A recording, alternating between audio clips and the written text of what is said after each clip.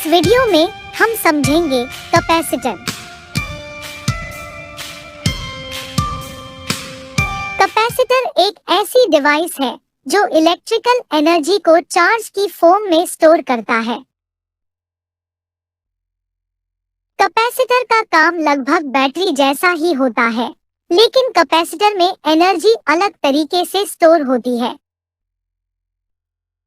Battery के comparison में capacitor बहुत कम एनर्जी स्टोर करता है, लेकिन कैपेसिटर में एनर्जी स्टोर और रिलीज करने की स्पीड बैटरी के कंपैरिजन में बहुत फास्ट होती है। आइए समझते हैं कि कैपेसिटर कैसे काम करता है।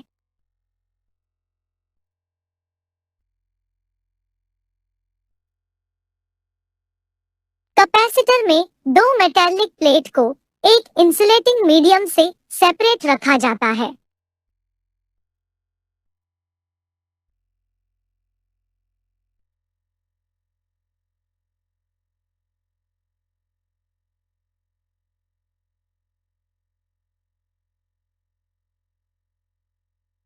मेटालिक कंडक्टर में पॉजिटिव चार्ज स्टैटिक होते हैं, जबकि negative particle electrons freely move कर सकते हैं। साथ ही मेटालिक कंडक्टर में पॉजिटिव चार्ज और इलेक्ट्रॉन्स के नंबर सेम होते हैं, जिसके कारण मेटालिक कंडक्टर इनिशियली न्यूट्रल होते हैं।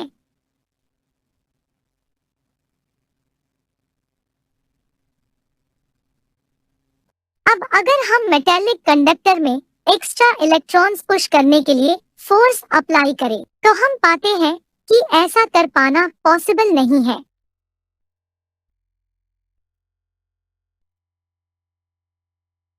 ऐसा इसलिए होता है क्योंकि सेम चार्ज के पार्टिकल एक दूसरे को रिपेल करते हैं।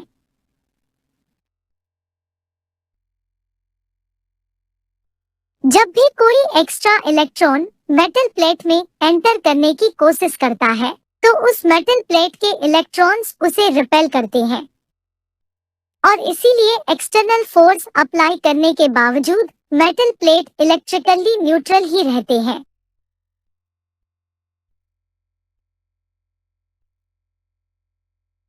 मान लेते हैं कि इस मेटल प्लेट के पास एक दूसरे मेटल प्लेट को रखा गया है। जब इलेक्ट्रॉन्स फर्स्ट मेटल प्लेट में एंटर करते हैं, तो दूसरे मेटल प्लेट के इलेक्ट्रॉन्स रिपेल होने लगते हैं और मेटल प्लेट से बाहर आने लगते हैं।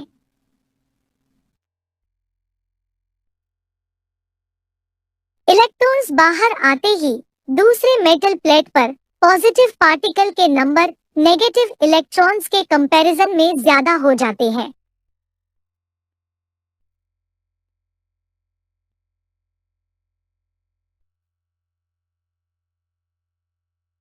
और ये positive particle first metal plate के इलेक्ट्रॉन्स को अट्रैक्ट करने लगते हैं।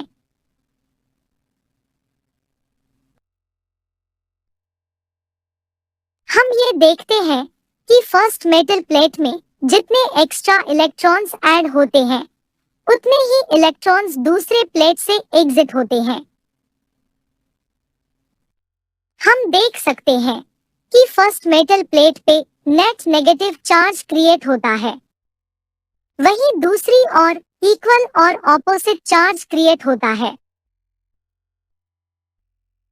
साथ ही हम एक्सटर्नल फोर्स की मदद से दोनों मेटल प्लेट के नेट चार्ज को इंक्रीज और डिक्रीज भी कर सकते हैं। दोनों मेटल पे चार्ज क्रिएट होने के बाद दूसरे मेटल के positive charge particle first metal के नेगेटिव पार्टिकल इलेक्ट्रॉन्स को अट्रैक्ट करते हैं।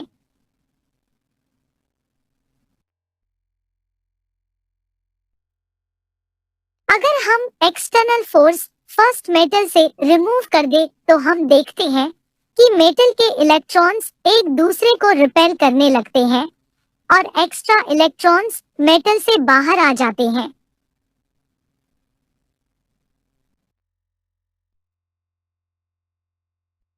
वहीं दूसरी ओर मेटल प्लेट के इलेक्ट्रॉन्स अपनी इनिशियल पोजीशन पे वापस आने लगते हैं।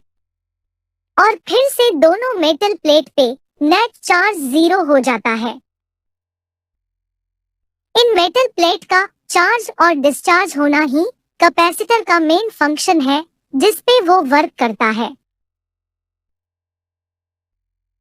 कैपेसिटर को चार्ज करने के लिए हमें एक्सटर्नल सोर्स की जरूरत होती है। उसके लिए हम बैटरी का यूज कर सकते हैं। एनिमेशन में हम देखते हैं कि जैसे ही हम कैपेसिटर को बैटरी से कनेक्ट करते हैं, वैसे ही कैपेसिटर के एक मेटल के इलेक्ट्रॉन्स वायर के थ्रू कैपेसिटर के दूसरे मेटल पे ट्रांसफर होने लगते हैं। इस प्रोसेस को हम चार्जिंग कहते हैं और इस कंडीशन में बैटरी और कैपेसिटर का पोटेंशियल सेम होता है। बैटरी रिमूव करने पर मेटल के एक्स्ट्रा इलेक्ट्रॉन्स मूव नहीं करते।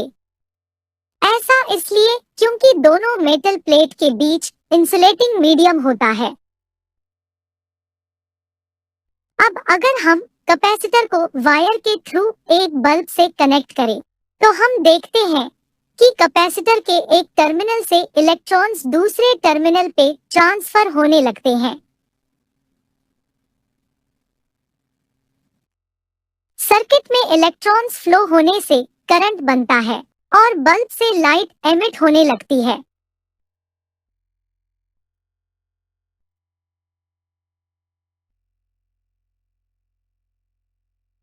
और इस तरह कैपेसिटर एक एनर्जी स्टोरेज डिवाइस की तरह काम करता है।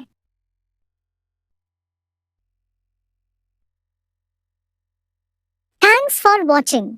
अगर आपको हमारा यह वीडियो अच्छा लगा तो चैनल को सब्सक्राइब करें और वीडियो को लाइक करें। तो मिलते हैं नेक्स्ट वीडियो में।